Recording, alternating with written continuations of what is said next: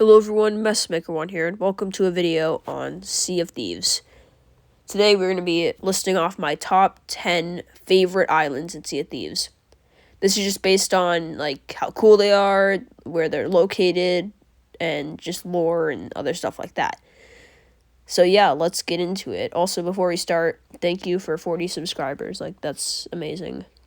40 is just such a large number. But anyway, enough about me talking about that. Let's get into the top 10. Number 10 is Isle of the Last Words. Now, this is a pretty strange isle. Well, if you start off playing the game at Dagger Tooth Outpost and get a Gold Hoarder quest, you're for sure going to get one on this very island. Surrounded by very strange rocks and honestly just kind of a creepy feel. This island gives off some somewhat strange vibes, being surrounded by the rocks, and an actual true story. Within my first week or so playing the game, and I got a quest on this island. I found it on the map and decided to come here. And this island gave me such creepy vibes. I don't know what was the music, and just the wilds in general is pretty creepy, but a funny story. After hearing a noise, I ended up just leaving the game. Yeah, you could call me a chicken for doing that. I literally quit out and quit for the entire night. Because I heard one noise. Yeah, anyway, moving on. Alright, coming in at number 9, we have Snake Island. Snake Island, I just want to say, it looks something that would look so accurate to the geography today. It looks like an actual real island that we could find on planet Earth, which I think that is really cool. And there's a bunch of, just other cool Easter eggs, like the tunnels and all the cool, lore surrounding this island. But there is one major problem. I think the name can explain it. Snakes everywhere. And snakes are just, honestly, probably one of the most annoying enemies, except for the skeleton ships. But nothing can be more annoying than that. Snakes are just so annoying, and the fact that they're everywhere here and blend in with all the grass is just super annoying. But other than that, this island just is really cool for the most part. Yeah, like I said, the cave systems are really cool, and just overall, just the feeling of those 3 islands, it feels like you would actually be on a real place, like on Earth, which I think is really, really cool. And, the snakes really bring it down, but even just all the things that weighed up leaves it at number 9. Coming in at number 8, we have Tri-Rock Isle, another one in the wilds region. Now, honestly, I don't know what it is about Tri-Rock Isle. I guess it's the 3 points with the rocks. Honestly, I don't know what it is about this island. It's close to Kraken's Fall, which is an island that may be on the list later on. It's just, it's in a good spot of the wild. It's not in that corner of nowhere. And overall, it may not be much, but what it is an island that I absolutely love. Coming in at number 7 is one of my favorite small islands in the game, Castaway Isle. Where do I begin with this one? Now, this small island definitely has one of the most biggest vegetations, in Sea of Thieves. There's just plants and trees everywhere, which honestly, it may seem as a downside, but personally, I actually kind of like the thick vegetation, and there's, rocky beaches, and obviously, there's a lot of plants everywhere, but I think it makes the island feel bigger than it actually is, if that makes sense in a really weird way. There is also, since Season 3, those really annoying, spider creature guys who will literally hunt you down wherever you are on the islands.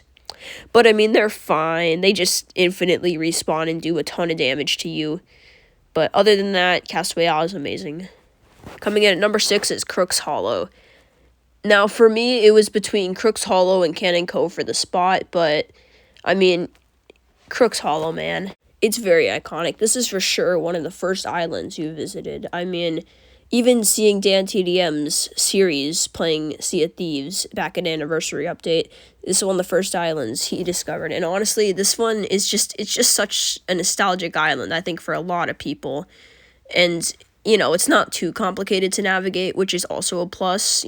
Some big islands are hard to navigate, and that funny Squidward reference, points for that. Now we are in the top 5. The islands from this point on are really good. Number 5 is Mermaid's Hideaway. Mermaid's Hideaway has always been a special one to me because one of the first times I played, I got my ship sunk. I don't remember from what, probably doing something stupid. and I respawned on Mermaid Hideaway, and just seeing how amazing this island was, because this is one of the first islands I found, and I thought, man, Sea of Thieves can actually be a really good, pretty game sometimes. I mean, this island just looks so cool with all the mountains, and it's also in, like, the southern, shores of Plenty, but it's also in the northern Ancient Isles. It's kind of in both regions, but more shores of Plenty. Anyway, it's in a really good spot on the map where you're never going to feel like you're being cornered.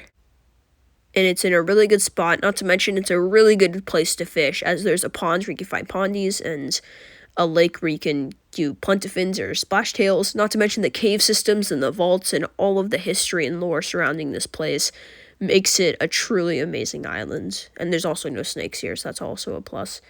And there's also, seeing as its location, hardly anyone that goes here. I have seen a few people go here, but all of them have been friendly, no aggressive, salty players, which is always a plus. Since this place is so lonely most of the time too, it's time for me and my thoughts, feeling how I'm still not Pirate Legend even though I've been playing since Cursed Sails. Anyway, moving on. Anyway, number 4, and the best small island in the game, Pakaroon Palms, which is honestly probably the most underrated islands in the entire game. Taking place in the northern shores of Plenty, this place is absolutely beautiful and, like, stunning. Not only is it a small island, so no people go here at all, it's very underrated, and really, except for if you're doing, like, skeleton runs or chest drops, you really have no reason to go over here.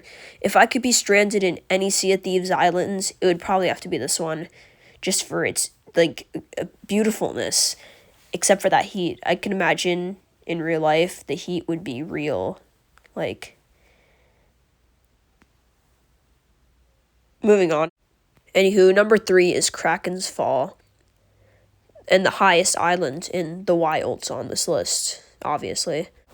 And while this island is big and chest missions here are an absolute nightmare to do, I always have great memories with this place.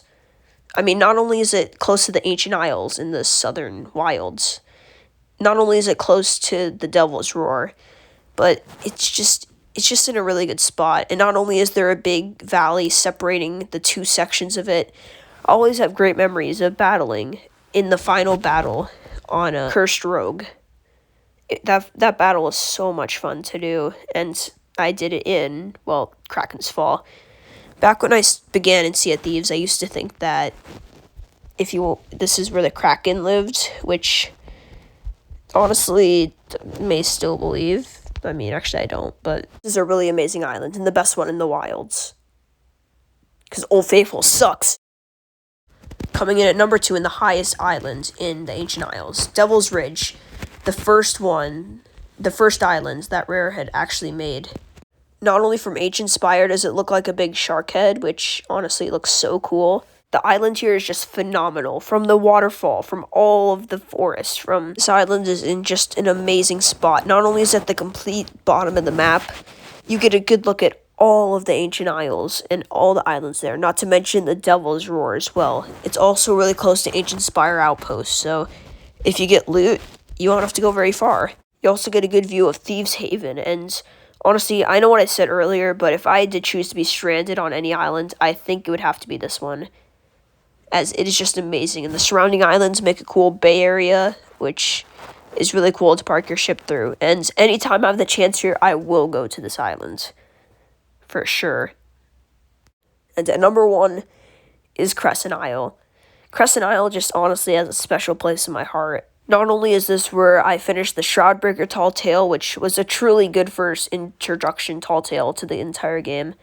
I'll never forget going through the cave and discovering all the riddles and stuff. It was truly amazing. But also, me and Moo Moustache, 2 years ago, were on a big voyage where we had to solve a riddle to get the chest.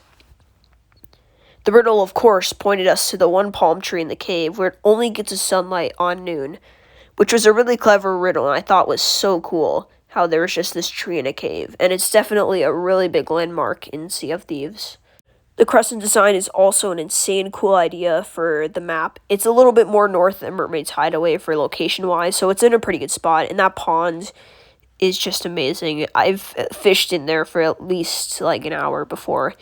And overall, not too many people go here either, unless if they're on a X marks the spot chest or the Shroudbreaker, so It's pretty isolated, which I like, and it's my favorite island in Sea of Thieves. Anywho, that's the list. Of course, I just want to say thank you guys so much for 40 subscribers. That's like an entire classroom worth of people that are actually subscribed, which is crazy to me. Like, actually thinking about that, it's crazy. Also, I plan to do a lot more Sea of Thieves video since the launch of Season 4. I think that'd be cool. If you guys don't want to see it, then, well, too bad. I don't really care.